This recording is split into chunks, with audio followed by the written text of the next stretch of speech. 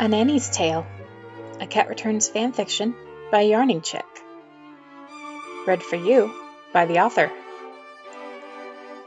Chapter 8, The Sadness.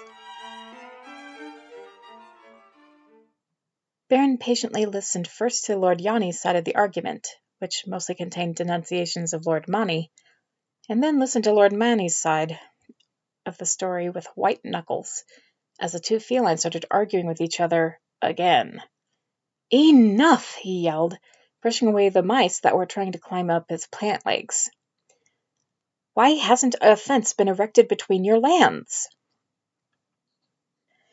"Because Yanni's border is over by that tree. Don't you mean that your border is all the way over there by that rock?" Baron slapped one hand to his forehead as the two lords began brawling once more, and a groan escaped his throat. "Toto, can you ask Naturi for a copy of this area's boundaries? It may be the quickest way to deal with this mess." The huge crow nodded once and took off into the sky, leaving the poor Baron to deal with the childish landowners. "I hope my children are all right. I still don't know all that much about Miss Haru. Please, please let them be getting along fine."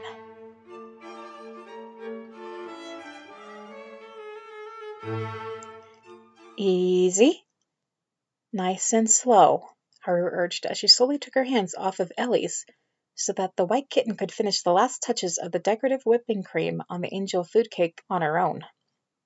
The last few sprays out of the icing bag were a little shaky, but were still a significant improvement over what the nanny had caught her charge attempting. Ellie's face broke out in a beautiful smile, and she hugged Haru's legs again, getting flour and traces of buttery sugar on the human's bleached apron. "Thank you, Haru!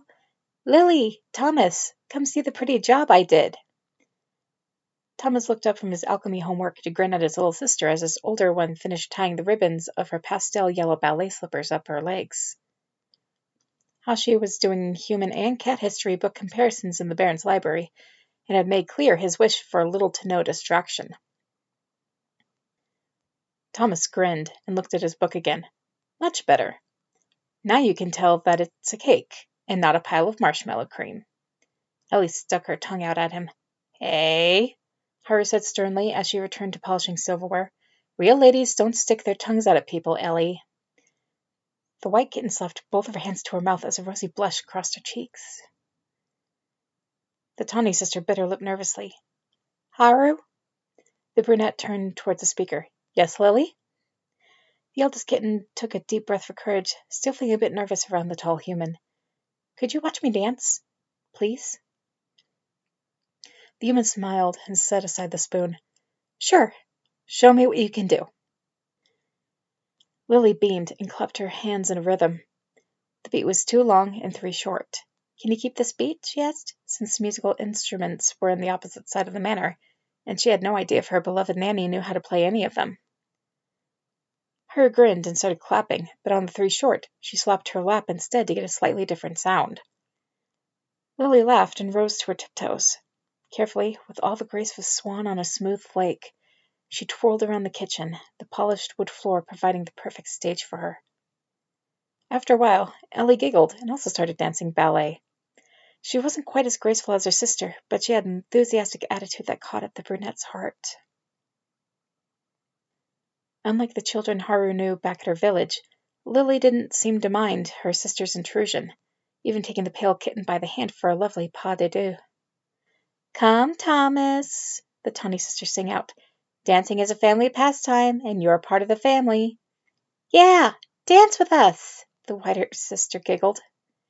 Sighing overdramatically, the tiger-like brother placed a bookmark within the pages to save his place, and walked around the island in the middle of the kitchen to sweep Lily off her feet, expertly bouncing her on his hip as her legs curled upward and their smaller sister twirled around them.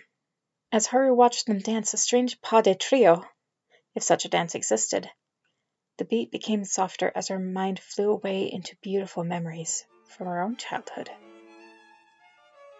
She saw a woman at a cauldron, stirring that night's dinner while a younger version of herself read a worn book in the corner, warm and safe. The woman's belly was noticeably swollen, and she had to be careful with how close she was putting the lump in her stomach to the fire. The door to the house opened softly enough not to catch the woman's attention, but the tiny brunette could see a tall brunette slip through and carefully shut the door behind them. His shoes were in his hands, so that his socked feet wouldn't make a sound on the wooden floor. Haru had to bite back a giggle, remembering her father's slightly roguish smile as he raised a finger to his lips, so that the child wouldn't alert the woman at the cauldron. He set the shoes aside so he could come up right behind the woman and suddenly slip his arms around her. She screamed as he laughed and twirled her around so that he could guide her around the kitchen. "Hasho, if I've told you once, I've told you a million times, don't sneak up on me. It's bad for the baby," the maternal woman scolded the man, making the girl in the corner giggle. "No, it's good for the baby. And for us," he said while laughing, sneaking a kiss from his beloved wife. Despite herself, the woman melted into his embrace and hummed softly as he continued to dance with her to a melody no mere ear could ever hope to hear. Little Haru set her book into her lap and watched the couple dance. She dreamed about the day when it would be her turn to dance.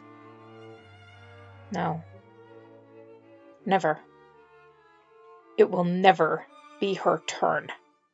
"Haru, are you okay?" Lily seemed to ask from nowhere. The brunette suddenly snapped into the present, a little stunned that the three had stopped dancing and were staring at her with concern. "What? Of course I am," she assured them, despite her heartache. Ellie walked forward and touched one of her nanny's cheeks in a loving gesture, making the brunette realize how wet her face was. "And why are you crying?" she asked in a small voice. Her managed to smile softly, making an effort to stop the twin rivers flowing down her face as she swept the kitten into her arms and squeezed softly, firmly ordering the howling in her heart to be still. "Because your dance was so lovely. I bet your father's really proud of you three. There was no need to worry the kittens over her problems. She'll be just fine. Eventually." Good thing Hashi wasn't here to see her tears again. He couldn't handle them very well.